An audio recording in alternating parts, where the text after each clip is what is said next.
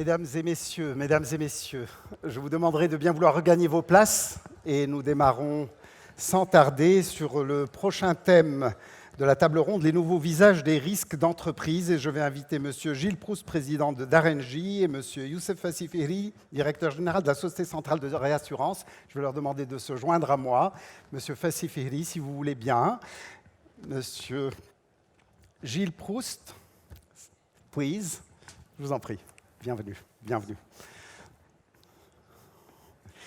Merci. On fait comme dans un vrai plateau de télé, en fait. Et c'est réussi avec leur jingle. Et je félicite les organisateurs pour la mise en scène. Alors, Monsieur Gilles Proust, déjà, en quoi consiste votre métier de consultant par rapport au risque? Si vous pouviez nous expliquer, situé à la salle, votre rôle, c'est quoi? En fait, effectivement, donc moi, mon rôle, ça fait un certain nombre d'années que je fais ça maintenant, d'accompagner des tas d'entreprises, secteur public, secteur privé, de toute taille, tout secteur d'activité, à réaliser ou mettre à jour ce qu'on appelle leur exercice de cartographie des risques. Donc, en gros, c'est faire travailler un comité de direction dans toutes ses composantes, à faire en sorte que régulièrement, de manière assez systématique, ces entreprises identifient leurs risques, de toute nature, stratégique, opérationnel, financier, risque d'image, soit capable de les évaluer, ce qui n'est pas toujours le plus simple, et d'être capable derrière surtout de faire des arbitrages, c'est-à-dire de se dire est-ce que ces risques-là, je les garde pas, est-ce que je les traite, est-ce que je les transfère. Donc c'est vraiment ce travail itératif. D'accord, Monsieur Fassifiri. Alors beaucoup de personnes vous connaissent ici et connaissent la Société Centrale de Réassurance, mais est-ce que vous pouvez tout de même nous présenter un peu l'activité de la SCR, qu'est-ce qu'elle fait, qui êtes-vous?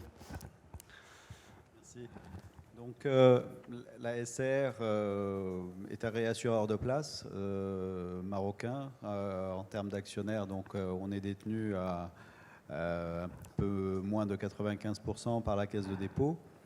Nous avons été créés depuis 1960. On est un réassureur qui intervient dans plus de 50 pays avec 3 bureaux de représentation sur l'Afrique. Et nos principaux marchés donc, sont aussi le Moyen-Orient et la Turquie. Voilà.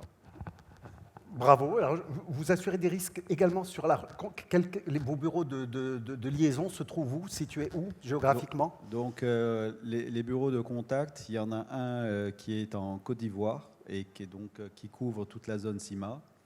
Un second qui est au Rwanda pour l'Afrique de l'Est et l'Égypte qui est en plein essor et en plein développement. Voilà. Merci. Alors, vous parliez, cher monsieur, de nouvelles cartographies des risques. Alors, on entend parler de différents risques qui semblent être relativement récents, tout ce qui est cyber et risques climatiques. Quelle est la cartographie actuelle? Comment est-ce qu'elle a évolué ces dernières années? Alors, en fait, l'exercice, il est pas si récent que ça. Je crois que ça fait maintenant une quinzaine d'années que des grosses entreprises, maintenant des PME font ce type de brainstorming tous les ans à mettre à jour leur profil de risque. Ce qui est clair, c'est que l'exercice, pendant très longtemps, était complexe, mais relativement cadré, segmenté. C'est-à-dire que finalement, ça revenait à regarder de manière assez systématique des typologies de risques bien connues, qu'elles soient les risques opérationnels, la sécurité des biens, la sécurité des personnes, les problèmes de responsabilité, de qualité, les problématiques de supply chain qui sont montées de plus en plus progressivement ces dernières années, les risques IT. On ne parlait pas forcément de risques cyber, mais les risques IT existent depuis un certain nombre d'années. Les risques financiers, les risques de marché, les risques de sécurisation de la chaîne comptable et financière, les risques d'image qui sont aussi montés progressivement, les risques stratégiques. Et en fait, ces exercices, finalement, permettaient de définir ce profil de risque. Et d'année en année, ce profil de risque, il n'évoluait pas de manière très significative. On rajoutait peut-être un sujet, un risque évoluait.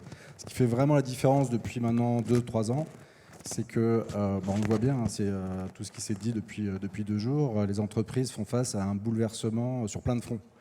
La partie géopolitique, vous en avez beaucoup parlé, la partie technologique avec la révolution digitale, la partie sociétale hein, qui monte aussi énormément, et puis peut-être le dernier, effectivement, tout ce qui est risque climatique, risques environnementaux. Et du coup, le challenge, c'est plus tellement de rajouter un risque nouveau, mais c'est de se dire en quoi, par rapport à tous ces bouleversements, mon profil de risque change radicalement.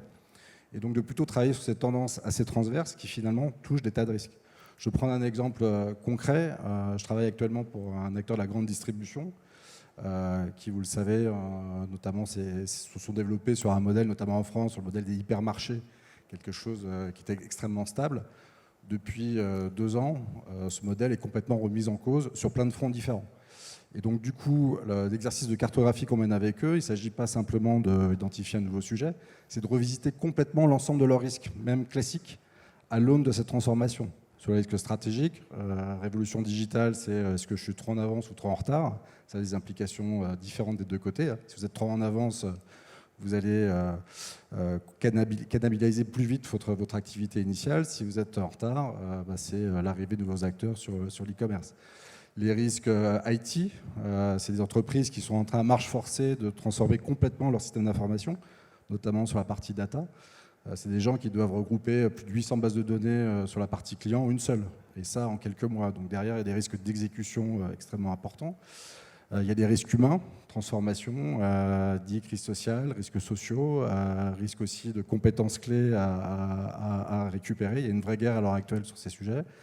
Et puis les risques cyber, vous en avez beaucoup parlé, ça change complètement la surface d'attaque de ces entreprises et surtout les typologies, les impacts qu'elles peuvent avoir en cas d'attaque. Donc il ne s'agit pas de nouveaux risques, il s'agit vraiment d'être capable de revisiter entièrement son profil de risque. Et lisser l'ensemble. Lisser, en tout cas, être capable de se dire en quoi ça va modifier mon profil à court, moyen terme, long terme. Donc ça change un peu l'exercice. Et vous avez fait dernièrement une étude, vous avez réalisé une étude. Est-ce que vous pouvez nous en présenter les grandes lignes peut-être? Je sais qu'à la régie, je vais leur demander de projeter peut-être quelques slides sur cette question-là. Vous voulez bien? Effectivement, c'est une étude qu'on a menée en association avec l'AMRAE, l'association du risk management et de l'assurance en France, pour répondre à ces besoins d'entreprise qui n'étaient plus forcément de connaître quels sont les risques actuels, mais d'essayer d'être capable d'avoir un outil qui leur permette d'avoir une vision des tendances. Quelles sont les grandes tendances, les grandes lignes de force qui impactent leur business et quel est l'impact sur leurs activités. Donc en fait, c'est une étude un peu particulière, c'était presque une expérience, c'est-à-dire qu'on a fait travailler 250 contributeurs pendant une petite année, des risk managers, des assureurs, des courtiers, des chefs d'entreprise. On les a fait travailler quelque part à construire une sorte de cartographie collective des entreprises. Donc on les a fait d'abord travailler sur l'identification des tendances. Donc on a fait des tas d'ateliers en co-construction. On a mis en place une plateforme pour qu'ils puissent ensuite contribuer et puis aussi prioriser les tendances. Et donc cette cartographie, on a pu la sortir en fin d'année dernière. Elle a vocation à être actualisée tous les ans. Donc vous avez un site sur lequel, qui est marqué ici. Et donc si on regarde les résultats, c'est le slide suivant. Je vais aller très vite parce que c'est plus le concept que les résultats en tant que tels. Si vous pouvez passer la planche suivante, s'il vous plaît. Donc notamment, vous ne retrouvez pas des risques, mais vous retrouvez des tendances.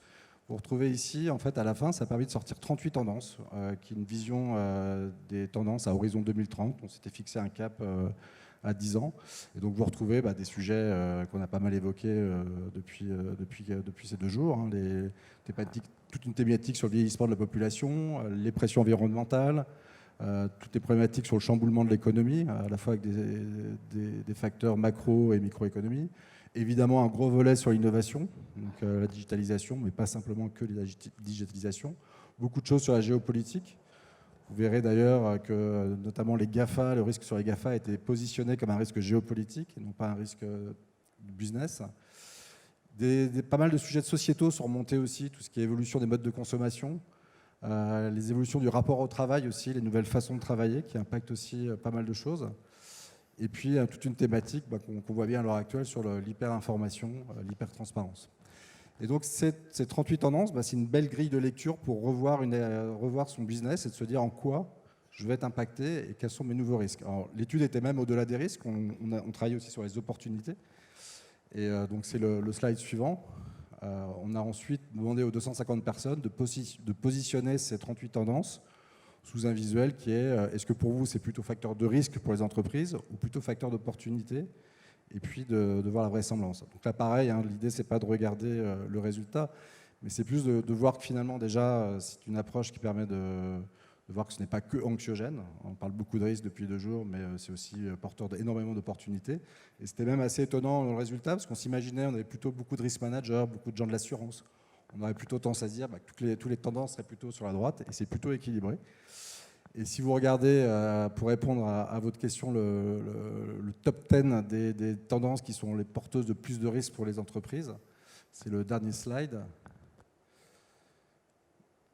Voilà, vous retrouvez ce top 10 et vous retrouvez des choses, des lignes de force assez diverses. Le premier, et c'était avant la crise des Gilets jaunes en France, c'est la distorsion des richesses inégalités. C'est ce qui est ressorti comme l'élément le plus porteur de risque pour les entreprises.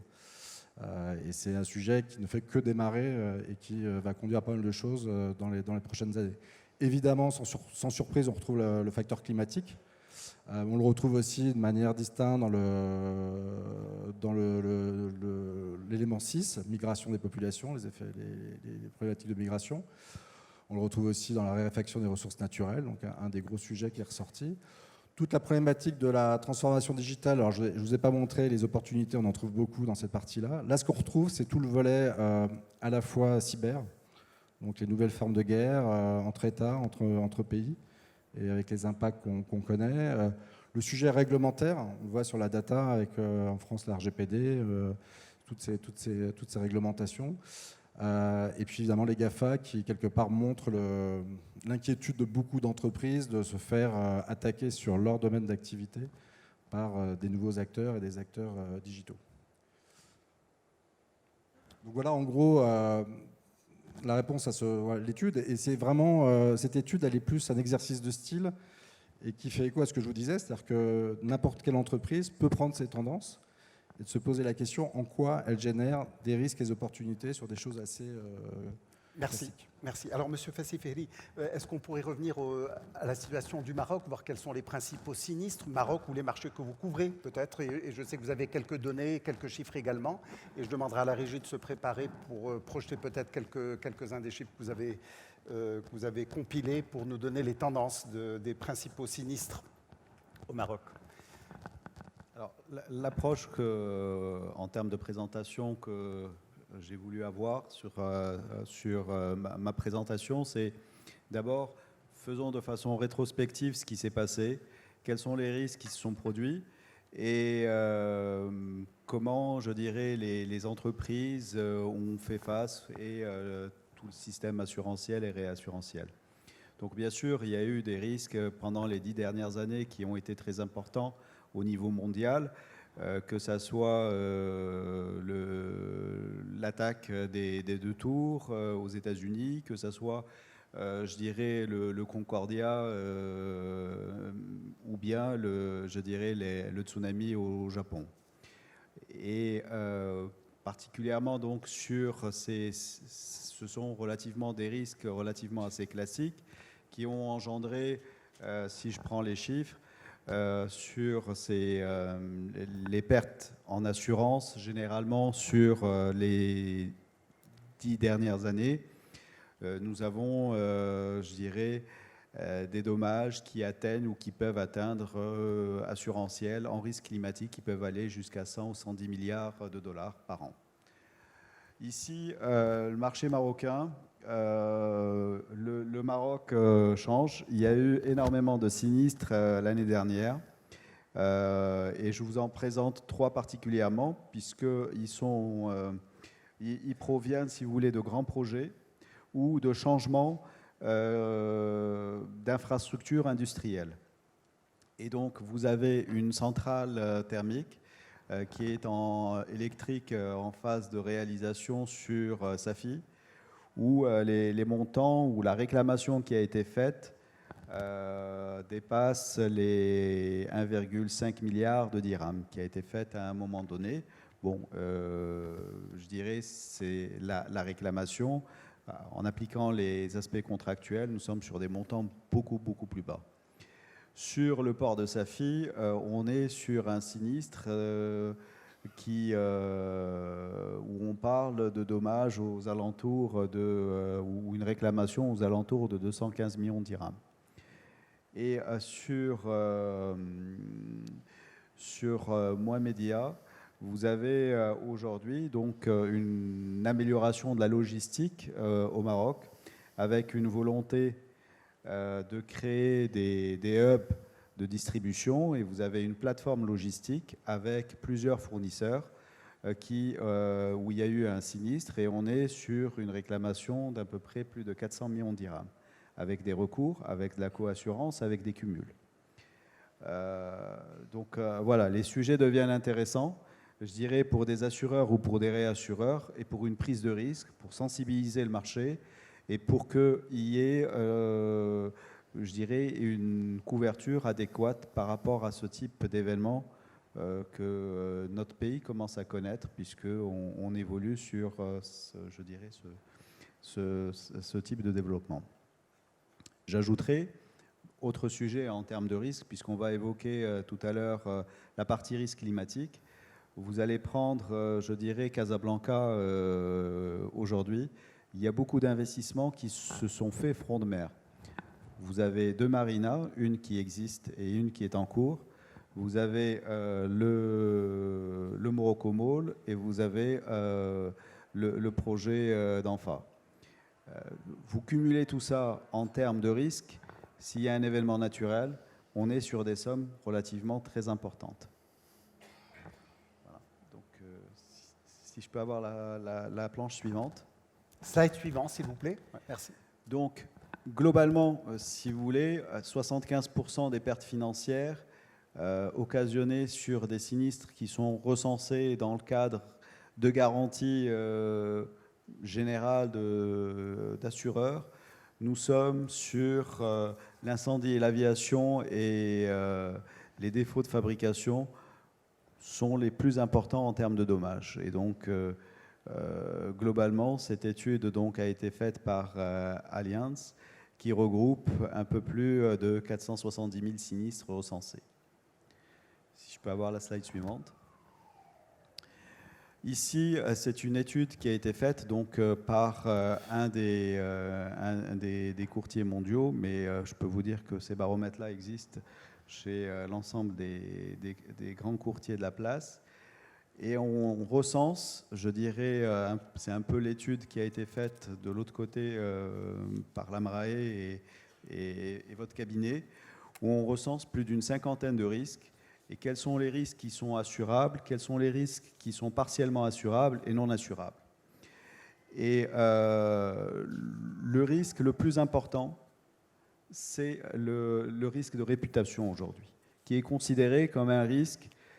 Comment faire face, comment une entreprise peut faire face, je dirais, à son risque de réputation. Quand on prend aujourd'hui la problématique qui est arrivée au groupe français Renault-Nissan et à son président, ben, c'est un impact significatif pour l'entreprise. Donc je pense à celui-ci, mais il y en a bien d'autres qui vont, je dirais, impacter de façon très forte, je dirais, le sort et l'évolution de la société.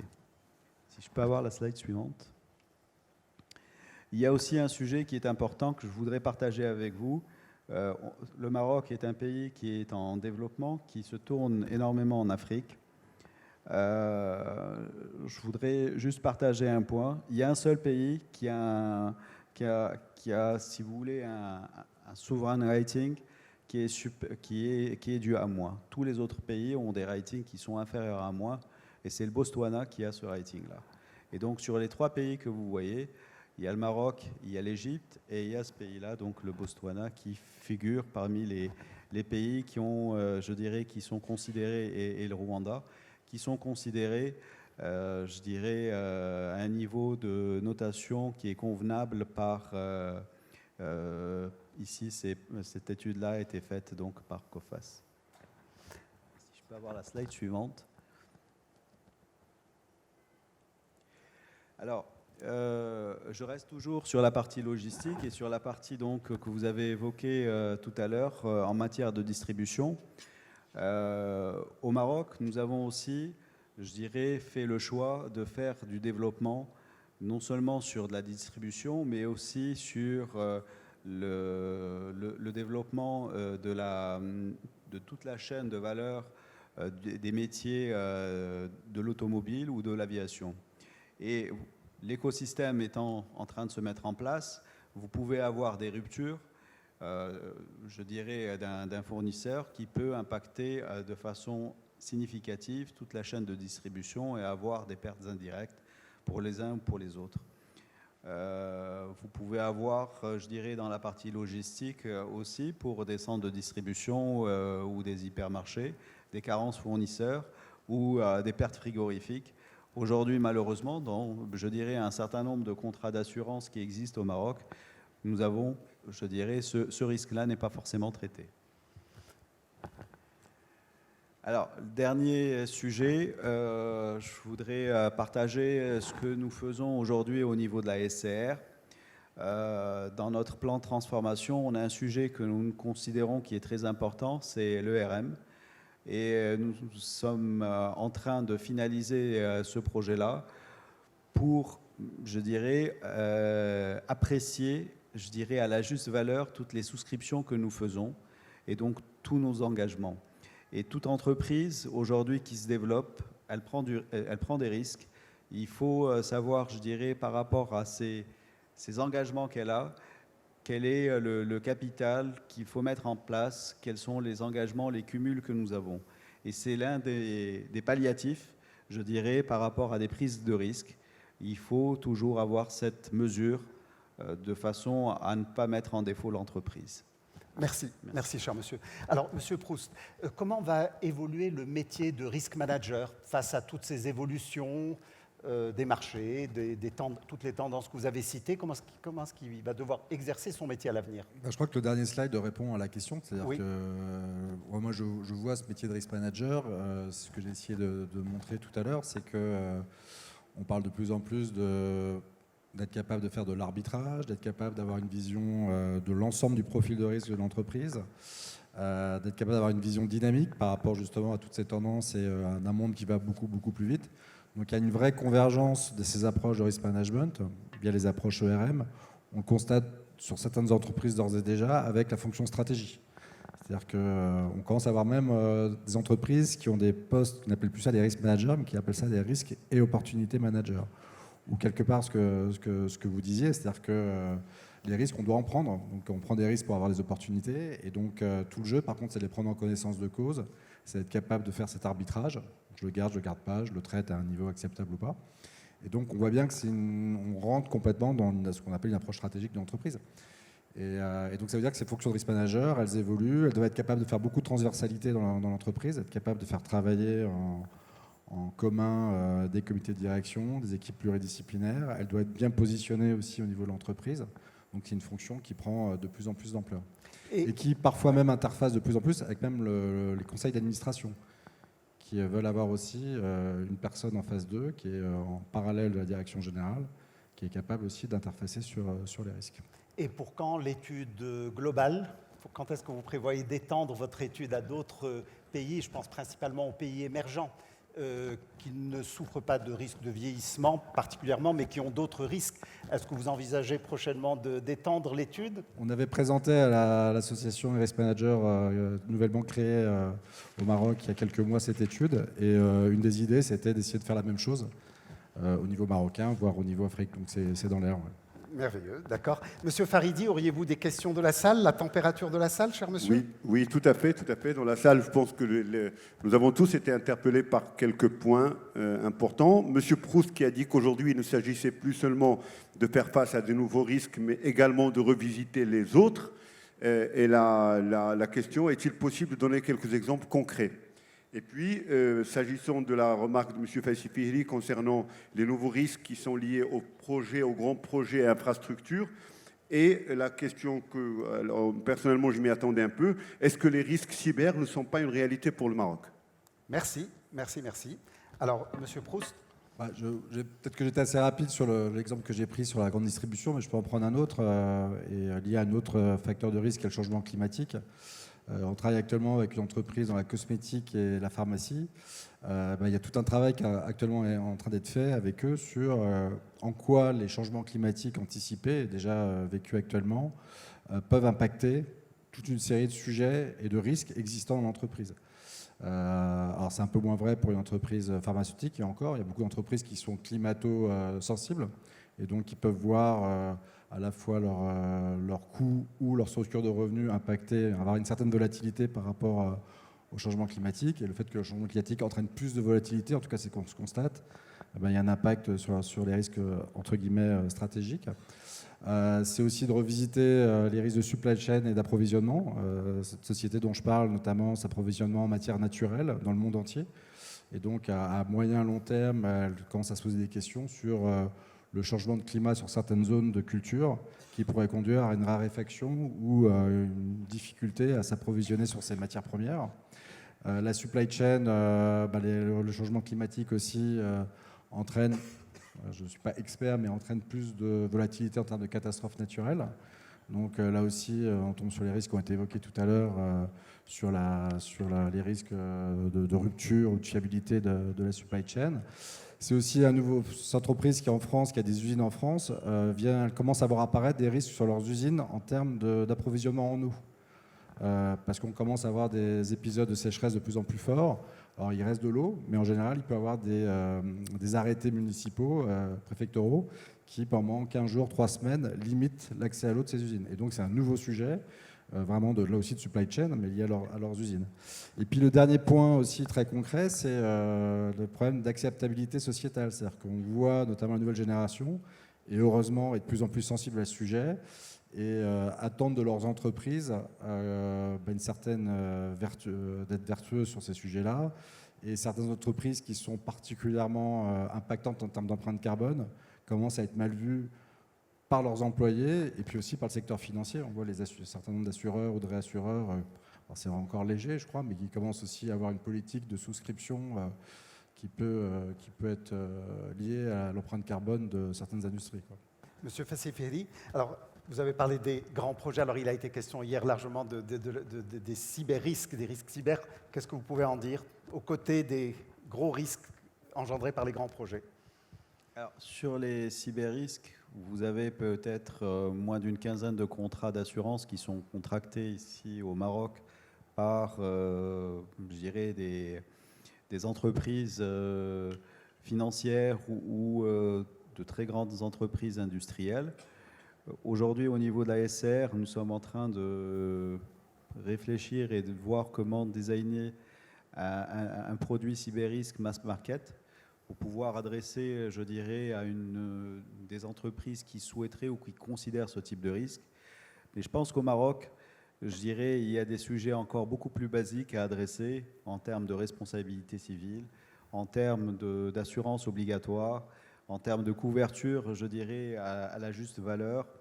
Voilà, donc, et non seulement il y a l'esprit qu'il faut avoir, je dirais, d'assurer, mais il faut avoir aussi la culture du risk management et qu'il faut faire en sorte et travailler de façon continue et avec les meilleures pratiques pour améliorer la qualité du risque.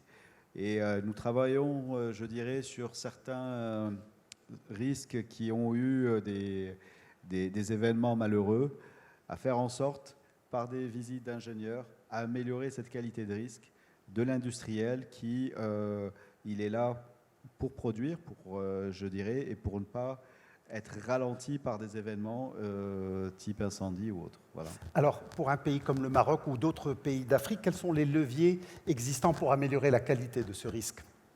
Alors, je vais partager aussi un point que j'ai souvent avec les compagnies d'assurance et mes amis assureurs marocains. C'est rétrospectivement si on prend l'ensemble des primes encaissées de la branche dommage, de la branche incendie au Maroc, vous allez voir qu'il n'y a quasiment aucune augmentation de primes de façon significative sur ces 10 dernières années. Ça veut dire que, quelque part, le taux de prime ne fait que baisser et je dirais le marché est de plus en plus soft. Donc, la volonté, je dirais, de l'industriel à chercher à améliorer son risque parce qu'il est pénalisé par une prime ou pénalisé par des recommandations n'est pas forcément, je dirais, mise en place. Voilà, donc je vous réponds à la question en vous donnant, je dirais, cette information d'un volume de primes qui malheureusement ne fait que baisser. Alors, maintenant, quel est le rôle que peut jouer justement un réassureur pour simplement réduire le risque des risques de grande ampleur? C'est-à-dire, le modèle de réassurance nationale n'existe pas dans tous les pays africains, n'existe pas dans un certain nombre de pays. Quel est le rôle que vous devez jouer pour réduire ce risque et son ampleur? Sur les, il y a deux types de risques pour lesquels un réassureur, je dirais, doit répondre à une demande. C'est les risques de pointe, donc les risques industriels ou qui sont importants et significatifs et qui nécessitent donc qui ont des engagements très importants. Et vous avez des risques qui vont être des risques systémiques et pour lesquels donc un réassureur ou les assureurs ont besoin de trouver de la réassurance.